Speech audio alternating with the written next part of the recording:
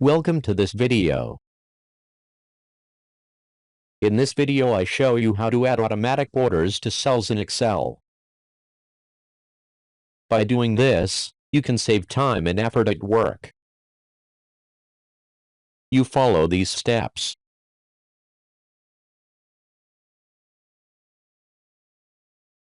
First, you select all the cells to which you want to add automatic borders.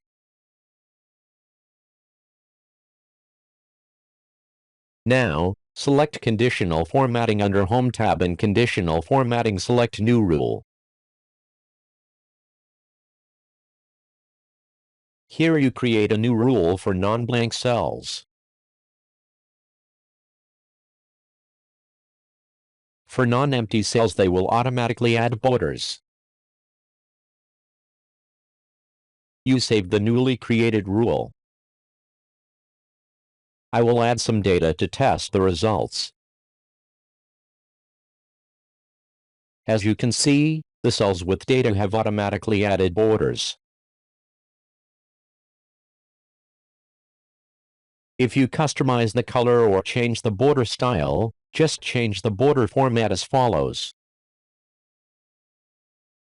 Above are the steps to automatically add borders to cells in Excel.